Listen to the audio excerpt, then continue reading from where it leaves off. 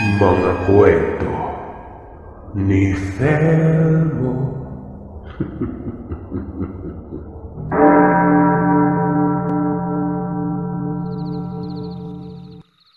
Mapagpalang araw sa iyo, Sir Seth, at sa masugid mong kagiliw na tagapakinig. Ako si Demetrio, pero kilala ako sa palayaw na Dimit. Ang karanasan na ibabahagi ko ay ang karanasan ng aking buong pamilya. Pero bago pa man ang mga pangyayari, hayaan niyong isalaysay ko sa inyo ang uri ng aming pamumuhay. Kalagitnaan ng dekada 90, nakatira kami sa isang barangay sa may Mambusaw, Capiz. Ang bahay namin ay nasa gitna ng palayan. Ang palayan na ito ay napapalibutan ng kakahuyan. Bawat gilid yon, puro kapunuan. Ang tanging maaliwalas lamang na bahagi ng lugar na ito ay ang malawak na taniman ng palay at ang kalsada. Kung tatanawin sa malayo ay makikita ang kalsada dahil makikita ang mga sasakyan na dumadaan. Pero kailangan pang tumawid ng isang maliit na ilog. Gumawa lamang ang mga residente ng tulay na gawa sa kawayan para maging maayos at ligtas ang kanilang pagtawid papunta sa sitio kung saan kami nakatira. Kung tutuusin, may kalsada namang tulay at papunta sa sitio namin. Yung pinaka tinatawag na proper. Pero kami na mga nakatira sa gitna ng palayan ay gumawa na lamang ng shortcut na daanan. Alternative route kumbaga. Malayo pa kasi kung doon talaga kami sa sentro ng barangay dadaan. Lalo na kung pupunta kami ng bayan ng Mambusaw at kung pupunta kami sa siyudad ng Roxas. Pangangaong ang pangunahing hanapbuhay ng aking magulang. Bilang isang panganay, ako ang katuwang ni tatay sa lahat ng bagay. Edad 12 ako nang nagsimula akong tumulong kay tatay sa paghahanap ng kaong sa kakahuyan. Inaakit namin ang kahoy na ito. Kapag medyo mababa lang ay ginagamitan namin ng hagdan. At kapag masyadong mataas ang puno, naglalagay kami ng tali sa bewang bago umakyat sa puno at putulin ang pinakatangkay ng bunga.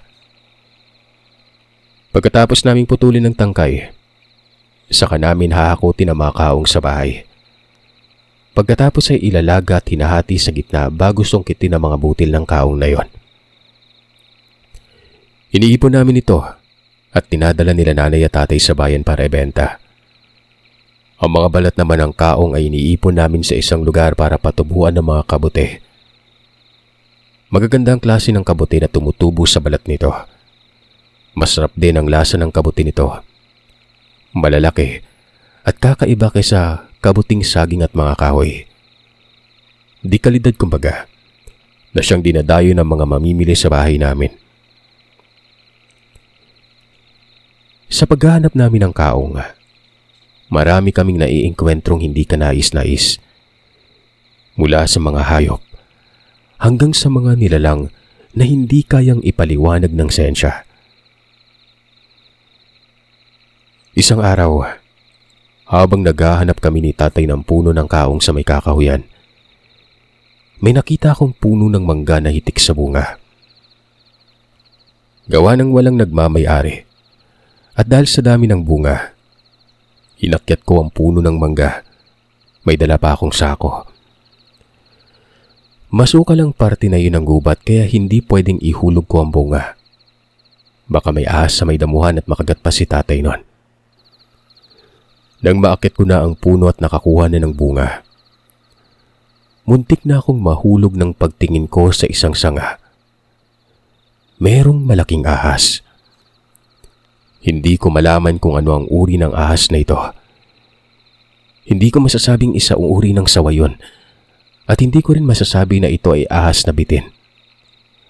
Kulay pula ang ahas na ito, at nagbabago ang kulay pagkalipas ng ilang minuto. Nakapikit lamang ang mga mata nito na tila ba natutulog nun. Kaya dahan-dahan na akong bumaba sa kahoy.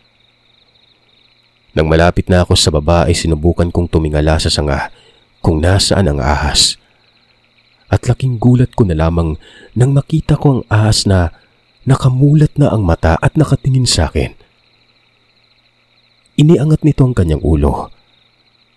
Namangha ako nang makita kong bumuka ang pakpak nito. Yung pakpak niya, parang pakpak ng butiki na lumilipad. Sa mga nakakaalam kung ano ang pangalan nun, pwede niyong i-comment. Nang makita ko yon ay doon ko na tuluyang nabitawan ng dala kong sako na may lamang mangga. Sa hindi ko malamang dahilan, nakita ko nang umisi ang ahas at tila ba naririnig ko ang pagtawa nito sa isipan ko. Kaya napakunot ang noo ko sa narinig kong yon. At wala sa loob ko itong sinabihan na, "Huwag mo akong tawanan, hindi ka nakakatuwa." Takang-taka si tatay nun. Kasunod nito ay ang tuluyan kong pababa sa puno. Dali-dali na kaming umalis at naghanap ng puno ng kaong. Nakakita naman kami ng puno at nakakuha nun. Iniwanan ko si tatay sa gubat para ihatid ang mga nakuha naming kaong. Habang naglalakad ako, muli kong nakita ang ahas na nakaharang sa dinadaanan ko nun. Nakatunganga lamang ito sa akin na para bang may gustong sabihin. "Ano? Huwag mo akong takutin. May dala ako." Wika ako dito. Tila ba naintindihan naman ako nito dahil tumabi ito sa aking dinadaanan. Malaki ang ahas na ito na sa palagay ko ay kayang-kaya ko nitong ligisin at lunukin na mabilisan. Pero nahihiwagaan ako dahil hindi man lang ito umaakto na kakagatin ako nun. Kaya't nagtataka ako kung bakit ito sumasama sa akin. Hanggang sinabihan ko ito ng, "Kung maaari si tatay yung bantayan mo. Mag-isa lang siya. Delikado sa gubat. Baka lapitan siya ng mabangis na hayop lalo na ng ahas na kagaya mo." Wala talaga sa loob na wika ko doon, Sir Sat, sa nilalang na yun.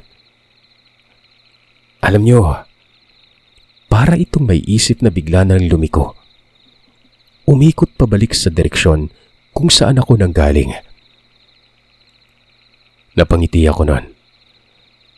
Para bang naisip ko na marunong makinig yung hayop na yon, na naiintindihan nito kung ano ang ibig kong sabihin.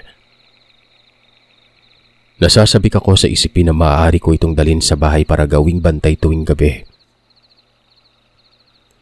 Pagdating ko sa bukana ng aming bakuran, dali-dali ko namang inilapag ang dala kong kaong at muling bumalik sa lugar kung saan naroroon si tatay para muling hakutin ang mga kaong na kanyang naipon.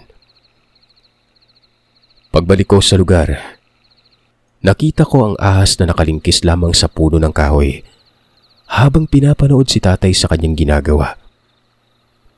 Nakita kong 3 buwig na ng kaong ang nasa baba na hindi ko alam kung saan ito nanggaling.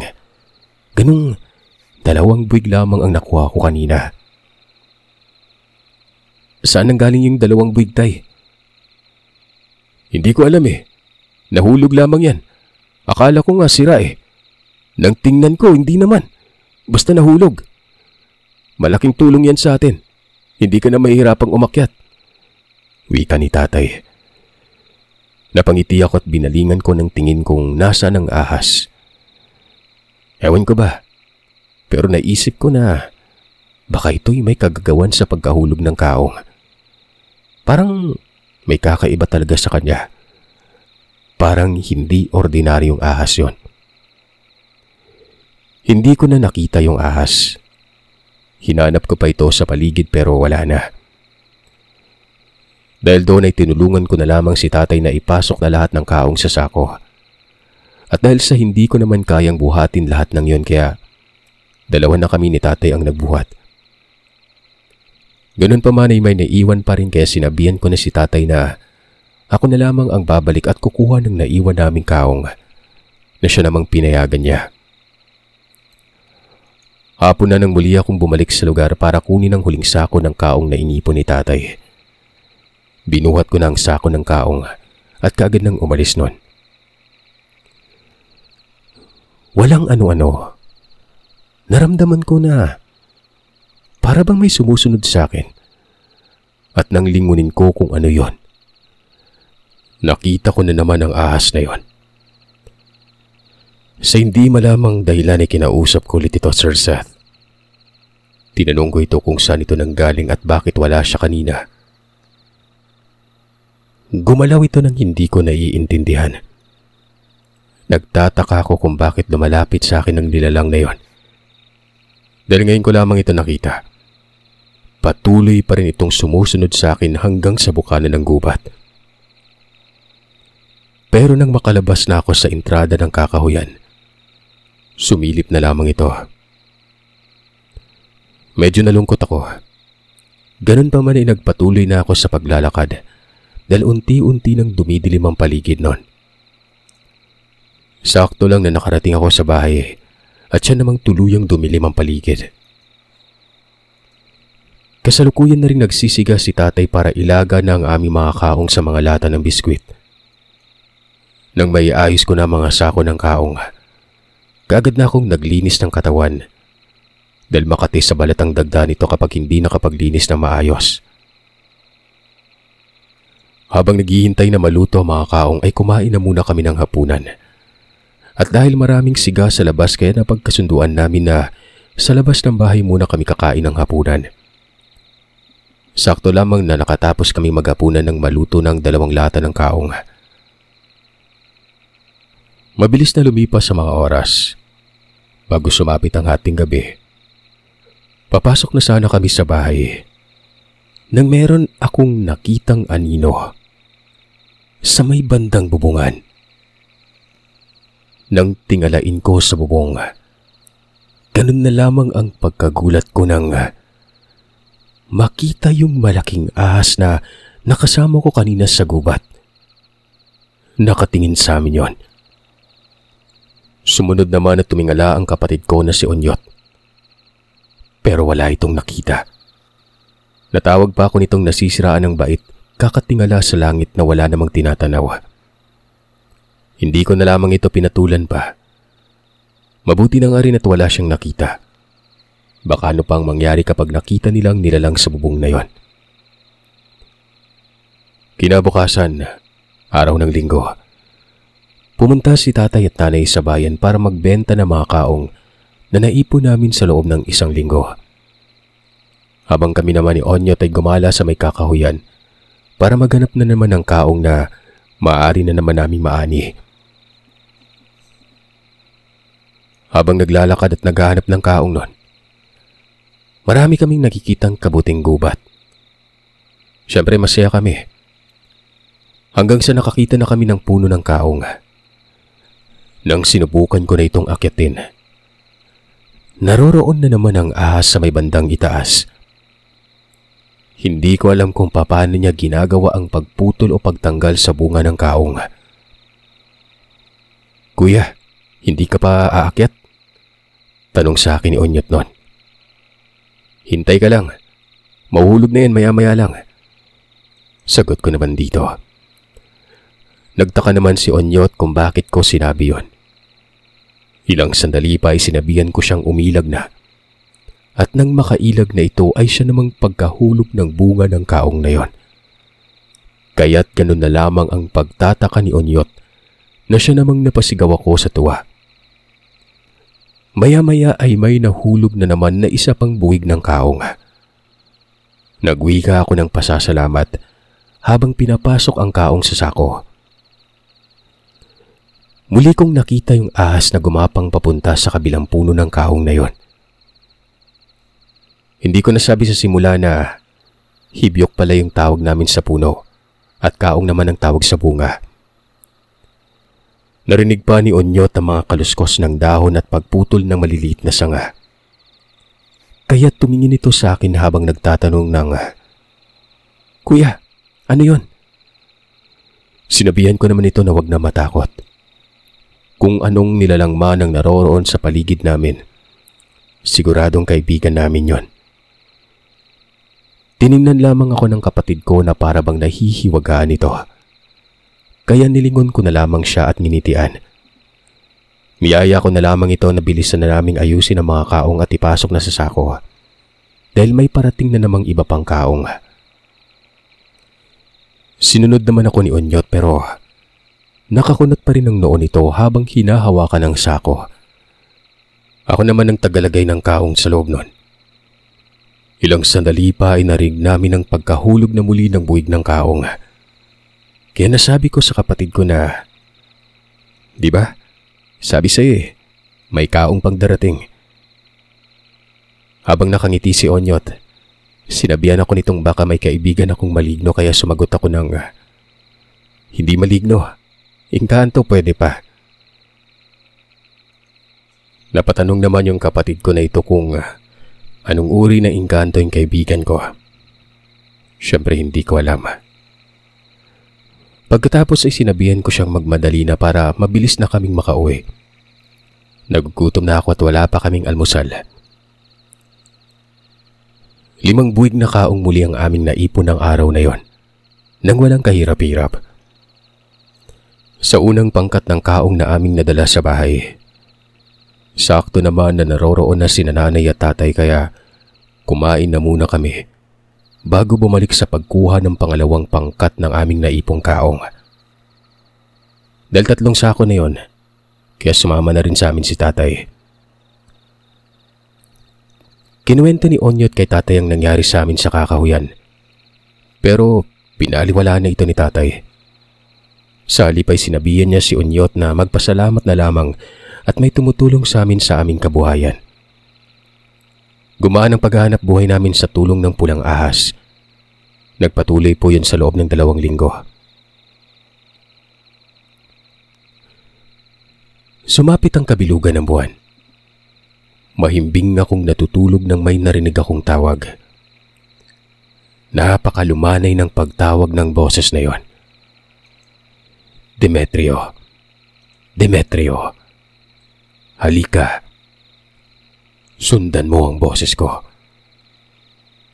Paulit-ulit ang pagtawag na yon. Bumangon ako at dahan-dahang tumayo. Lumabas ako ng bahay. Nakita ko ang isang babae na nakatayo sa harap ng bahay. Nakasuot ito ng kulay dilaw na bestida. Mahaba ang bestida nito na nakalapat sa lupa. Pero ang nakakapagtaka, tila ba hindi nadudumihan ang suot nitong bestida. Napakaganda ng suot nitong korona na may iba't ibang uri ng bulaklak na makikita lamang sa may kalikasan. Dahan-dahan akong bumaba ng hagdan. Lumapit sa babae. Tahimik ako nitong hinawakan sa kamay at nagsimula na kaming maglakad nun. Hindi ko alam kung saang lugar kami pumunta, pero tahimik lamang akong sumasabay sa kanyang paglalakad. Pakiramdam ko ay napakalayo na ng aming nilakad pero hindi man lamang ako nakaramdam ng pagod. Nakarating kami sa isang napakagandang lawa. Napapaligiran ito ng iba't ibang halamang ligaw, mga nagagandahang bulaklak. Tinanong ko ang babae kung ano ang ginagawa namin doon. Ipinakita niya sa akin kung ano ang kanyang pinapanood araw-araw. Nagtataka ako sa kanya kung paano niya yung nagagawa gayong napakalayo naman ng lugar na kinaroroonan namin kumpara sa pinagkukunan namin ng mga kaong. Kaya kita pinadala ng tulong dahil nakikita ko kung gaano ka naghihirap. Matulungan lamang ang iyong ama. Wika sa akin ng babae. Tinanong ko ang pangalan nito. Siya umano si Maria. Bata pa lamang umano ako ay nakikita niya na ang ginagawa ko. Gusto niya umano akong alukin nun. Kung papayag ako. Nakakasigurado umano siya na kapag pumayag ako sa alok niya ay magiging maayos ang buhay ng maiiwan kong pamilya. Papagalingin niya umano ang kapatid ko na matagal nang hindi nakakalakad nun. Si Elena. Takang-taka ko kung paano niya nalaman ang pangalan ni Elena at kung paano niya nalaman ang sitwasyon ito. Sinabi ko na sa'yo, alam ko lahat ng nangyayari sa'yo. Muling wika ng babae noon. Hindi ko naman alam kung ano ang isasagot ko kay Maria. Napakamahiwaga ng babaeng ito. Napapaisip ako kung bakit sa lahat ng tao, ako pa ang kanyang napili. Kung ano man ang dahilan niya, hindi ko alam. Pasensya ka na, Maria. Hindi ko pa alam kung ano yung isasagot ko sa iyo ngayon eh. Tumango naman ang babae sa sinabi ko. Naiintindihan umano niya kung ano ang punto ko noon. Naglalakad-lakad kami sa lugar. Naisip ko na kung sana pwede kaming tumira sa lugar na ito. Masarap sanang dali ng buong pamilya ko doon. Nang tiningnan ko ang babae ay nakita kong ngumiti ito na para bang alam niya yung nilalaman ng isipan ko. Pero hindi ito nagsasalita. Nanatili kami sa lugar hanggang sa hapon. Nang makita kong palubog na ang araw, kagad na akong nagpaalam sa babae. Hinatid naman niya ako sa bakuran namin nang ganun lamang kabilis. At ang sumunod na nangyari, Sir Seth, ay nagbigay sa akin ng palaisipan. Nagising ako na maraming tao sa bahay. May nagdadasal. Umiiyak si nanay at tatay. Sari-saring pagkain ang nasa maliit na lamesa na nakaharap sa papag na hinihigaan ko. Akala ko nga, fiesta eh. Nay, tay, anong nangyari? Tanong ko kay nanay, pagkamulat na pagkamulat ko ng aking mga mata. Humiyaw ito at kaagad akong niyakap noon. Nagtataka ko kung anong nangyari. Dimit, anak, 1 linggo ka nang nakaratay sa higaan. Muntik ka na naming ipaimbalsa mo. Kaso, hindi ka inimbalsa mo ng imbalsamador. Humihinga ka pa daw. Pumipintig pa yung puso mo, anak. Kaya sabi nila, parang natutulog ka lang. Ayon naman sa albularyo na si Aling Mena, kinuha ka ng engkanto at babalik ka din naman kaya hayaan ka lang namin. Pagkikwento ni nanay nun. Takang-taka ko kung paano umabot ng 1 linggo. Maghapon lang naman kami sa lugar. Hindi na lamang ako sumagot pa kay nanay. Humingi ako ng tubig sa kanya. Uhaw na uhaw ako nun. Nakaubos ako ng 3 basong tubig. Tinanong ako ng albularyo kung may pinakain ba sa akin sa lugar na pinuntahan ko. Sabi ko naman wala. Ni prutas o tubig ay wala akong kinain at wala din namang inialok sa akin nun. Dahil sa sinabi ko ay napaawang na lamang ang bibig na manggagamot. Kasunod noon ay ang pagtatanong ng kung saan ako pumunta. Sino ang mga kasama ko na taga sa amin. Doon ako nagtaka at sumagot sa kanya na wala akong kasama, na mag-isa lamang ako sa lugar na masyal at hindi ko namalayan ng oras kaya naabutan ako ng hapon. Mabuti naman at nakabalik ka na. Maikling wika ng albularyo. Nagpaalam na rin ito kay nanay na aalis na. Sa napakarami niyang hinandang pagkain na ayon sa kanya ay alay sa mga nilalang. Dinala ang lahat ng iyon na manggagamot. Maging ang 2 manok ay inuwi niya rin. Humingi din ito kay nanay ng 700 piso. Ayon sa manggagamot ay sanag daw yun ni nanay sa kanyang serbisyo. Napailing na lamang ako sa sinabing yun ng albularyo. Tinanong din ito si nanay kung babalik pa ba siya para tingnan niya si Tatay Nonot at Elena. Umiling na lamang si nanay. Hindi niya alam kung ano ang kanyang isasagot. Wag na muna, Manong. Magiging maayos din si Tatay at Elena. Wika ka dito. Tumango naman ang manggagamot at nagpaalam ng umuwi nun. Sinundan ko na lamang yun ng tingin. Hindi ito magkaundogaga sa kanyang mga daladala. Kasama nito ang kanyang apo at ang aming ibang kapitbahay ay nagsiuwian naman sa kanilang mga bahay. Hindi ko mahanap si Tatay at Elena, kaya tinanong ko kay nanay kung saan silang dalawa.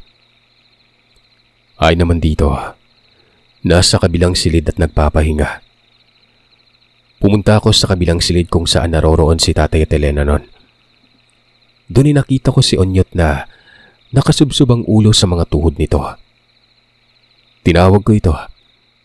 Pag-angat niya ng kanyang ulo at nakita ko, ngumiti siya. Tumayo at nilapitan ako nito habang nagpapasalamat sa aking pagbabalik. Akala ko, kuya, hindi ka na babalik. Akala ko iniwan mo na kami sa ganitong kalagayan. Wika ni Onyot habang umiiyak. Hinawakan ko ito sa ulo at ginulugulo ang kanyang buhok noon. Habang tinitingnan ko si Elena at si tatay. Ang buong akala ko ay si Elena lamang ang may sakit. Pero nang mga sandaling yon ay nalaman ko na maging ang aking ama nagkasakit din. Wala na tayong ipon, kuya. Naubos na sa kakabili ng gamot ni Tatay at Elena. Ang natira sa ipon natin, yung binayad ni nanay sa albularyo para lang maibalik ka sa amin. Salamat sa kanya't bumalik ka na. Sabi ni Onyot. Sinabi ko naman sa kapatid ko na hindi naman ako nawala sa kanila. Lalo nang hindi ako namatay, na may pinuntahan lamang akong lugar. At nawili lamang ako sa pamasyal, kaya hindi ako nakabalik kaagad. Kumunot naman ang noo ni Onyot habang nagsasabi na 1 linggo akong tulog lang. Namuntik na nga akong ipaimbalsamo. Mabuti na lamang at nakita pa akong humihinga at mainit pa ang katawan ko noon. Sinabi ko naman kay Onyot na wag na mag-alala sa akin. Makakahanap kami ng paraan para may pagamot si Tatay at Elena. Lumabas kami ng silid ni Onyot at pumunta sa may kusina. Nadatnan ko si nanay na nagluluto ng lugaw. Habang nakayuko na tila ba nasasaktan ito. Kagad naman itong nilapitan at inalalayan na makaupo. Doon namin nalaman na hindi na pala maganda ang kanyang pakiramdam. Dahil doon ay kami na lamang ni Onyot ang nagpatuloy sa kanyang ginagawa. Dahil sa nangyari kay nanay, mas lalo akong nag-alala. Hindi ko na alam kung paano ko matutugunan ng kanilang pangangailangan. Sinubukan kong tawagin ang ahas. Nagbabaka sakali ako na lumabas ito at matulungan ako pero walang nangyari. Hanggang inabot na lamang ako ng gabi nun. Tinawag ako ni Onyot na pumasok na sa bahay dahil gabi na. Pumasok naman ako at sinamaan ang aking kapatid. Maya-maya, narinig ko ang daing ni nanay sa kanyang karamdaman. Hindi ko talaga naintindihan kung anong nangyayari nun, Sir Seth. Ang pagkakaalam ko ay nakatulog lamang ako at namasyal. Kasama yung Maria. Nang maalala ko si Maria, naisipan kong magbabaka sakali na kausapin ito at humingi ng tulong sa kanya. Nang gabi na yon, nang sigurado akong tulog na si Onyot, mabilis akong lumabas ng bahay. Umupo sa upuan habang nagmumuni-muni at iniisip ang dalaga.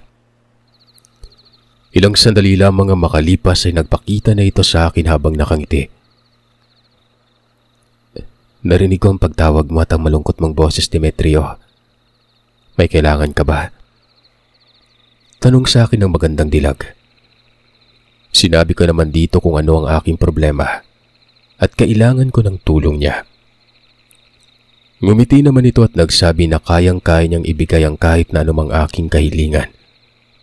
Sa isang kondisyon. Yun ay ang sumama sa kanya. Tinanong ko naman ang babae kung kapalit ba ng pagsama ko sa kanya ay ang paggaling ng aking pamilya at ang makapamuhay sila ng maayos kagaya ng dati. Walang pag-aalinlangan naman na tumango ang babae.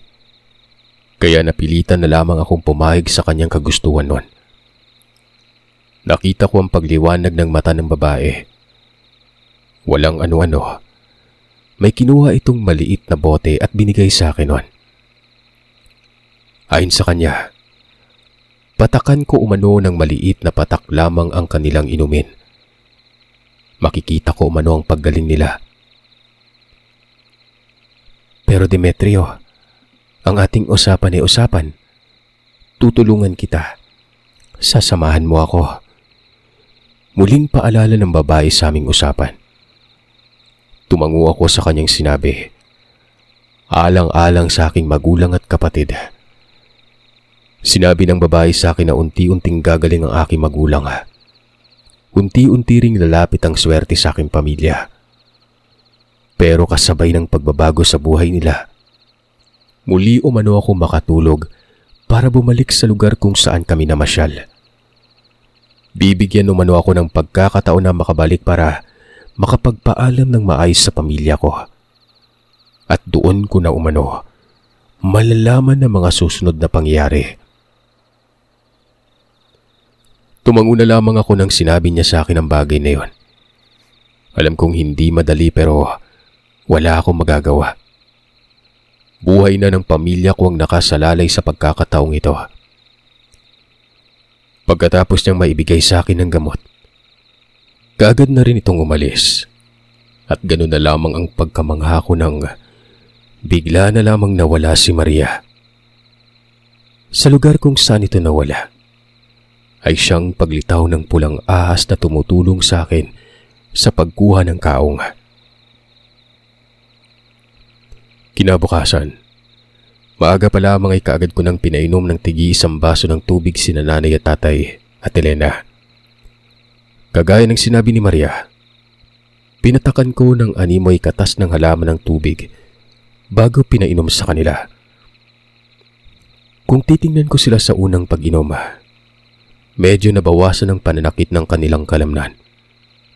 Nakakain na rin sila ng niluto naming lugaw para sa kanila. Kinabukasan ay muli kong pinatakan ng kanilang inumin na tubig. Doon ay nakita kong nakatayo na si tatay at Elena. Si nanay naman ay nagagawa na niyang makakilos na muli sa loob ng bahay, na siya namang pinagpasalamat namin ni Onyo.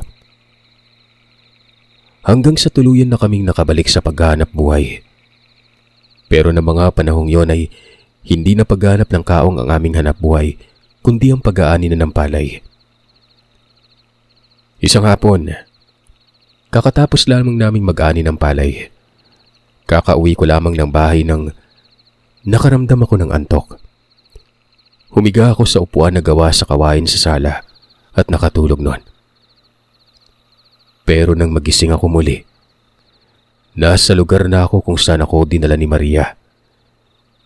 Pero sa pagkakataong ito, hindi na ang maamong mukha nito ang nakita ko.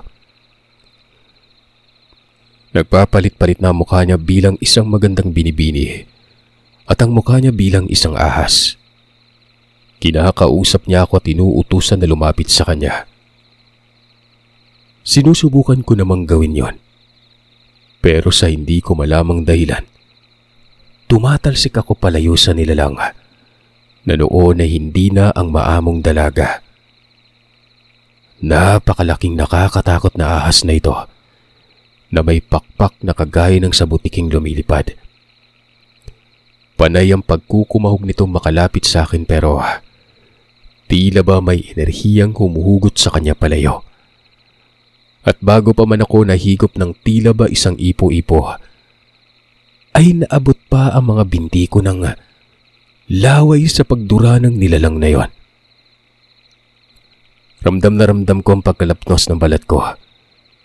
Napasigaw ako noon. Hanggang sa naimulat ko na lamang ang aking mga mata. Sa pagkakataon na ito ay binabalot na ako ng usok na amoy insenso. Nakita kong isang matanda na pinapaikot sa akin ng lata na balot ng usok ng insenso noon, na may asukal na pula at balat ng ahas. Nang makita ko nitong gising na, dali-dali ako nitong pinainom ng tubig na may orasyon niya. Nailigtas ako sa posibleng pang-aalipin ng akala ko ay isang kaibigan na engkanto. At ang tumulong sa akin ay ang babaylan na kilala sa tawag na Nano. Kilala ito ni tatay. Nakatira sa kabilang barangay. At nang nangyari nga muling nakatulog ako ng matagal, kaagad nang pinuntahan ni tatay ang kanyang kaibigan. Ang buong akala ko ay maayos ng sitwasyon ko. Pero hindi ko na maikalawang kaliwang pa ako, Sir Seth. May sunog ang buto ko sa bahaging iyon ng aking binti. Kaya mabilis na nila akong dinala sa ospital at maging ang doktor ay hindi kayang ipaliwanag ang nangyari sa aking kaliwang binti noon. Hindi rin naman ako nagsalita tungkol doon dahil alam ko ang mga doktor hindi naniniwala sa mga bagay na hindi may paliwanag. Pinutol ang aking kaliwang binti, kaya't kailangan ko magsaklay.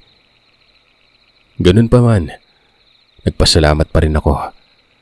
Nakaligtas ako sa posibleng matinding kapahamakan ng buhay, maging ang buhay ng pamilya ko. Simula nang makalabas ako sa ospital, natuto na akong mamuhay na may gamit na saklay